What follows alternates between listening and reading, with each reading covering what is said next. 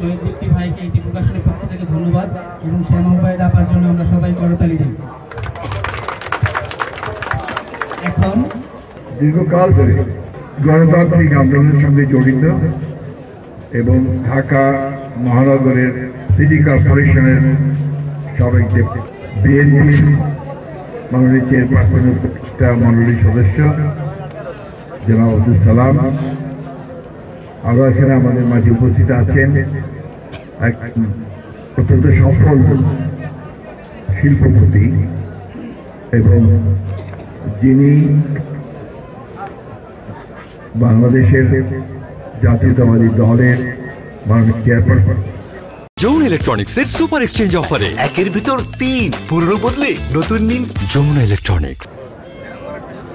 বাবা নাম সদস্য জনাব রিথা মুন্নু উপস্থিত, আপনার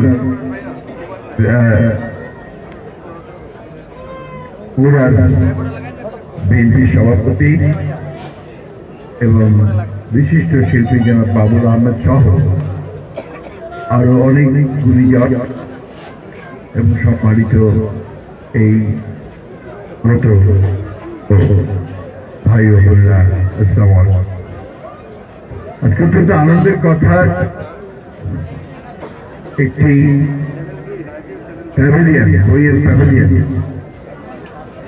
সামনে আমরা বসে কথা বলছি।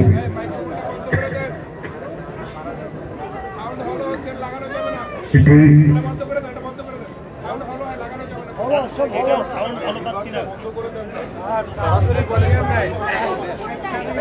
ভালো আসতেছে না তো, মাইক ছাড়াই ভালো হবে। সাউন্ড ভালো না আসলে কিংবা পরে কিভাবে কি করবে, সরাসরি কথা বলে।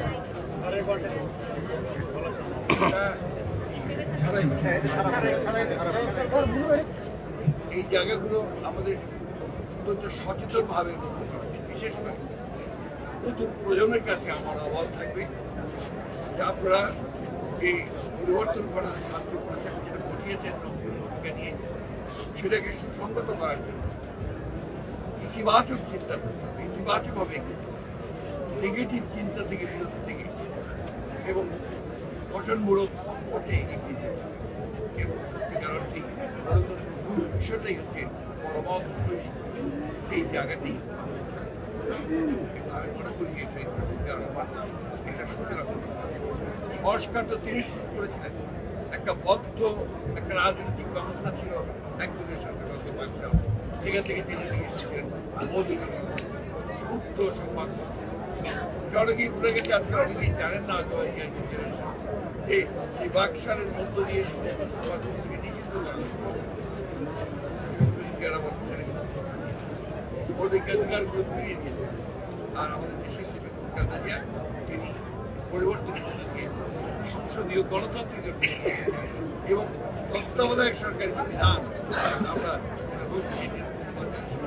নিরপেক্ষ সরকারের সেই জায়গাটায় আজকে আবার সেই প্রশ্ন এসেছে।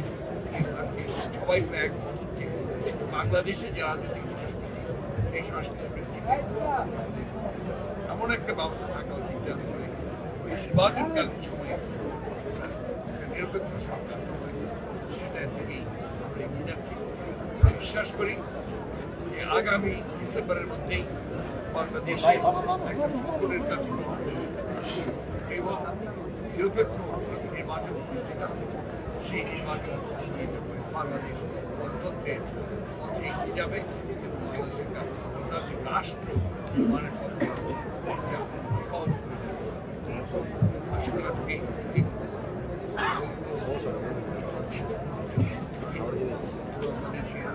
নেতা যিনি আমাদেরকে গঠন করে ইতিহাসের সুযোগ করে দিয়েছিলেন,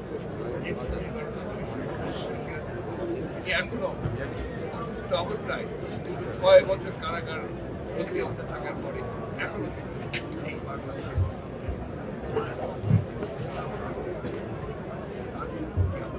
নিবেদন করেন আমাদের নেতা তিনি আমাদেরকে আন্দোলনে গণতন্ত্রের আন্দোলন আমাদেরকে সত্যিকার গণতান্ত্রিক রাষ্ট্র নির্মাণের জন্য দ্বিতীয় মারা যাচ্ছে সকলকে ধন্যবাদ জানিয়ে আমাদের একটা প্রশ্ন আছে স্যার সেনাপ্রধানের কাউকে বক্তৃতা নিয়ে আপনার কোনো এখানে ডিসকাউন্ট থ্যাংক ইউ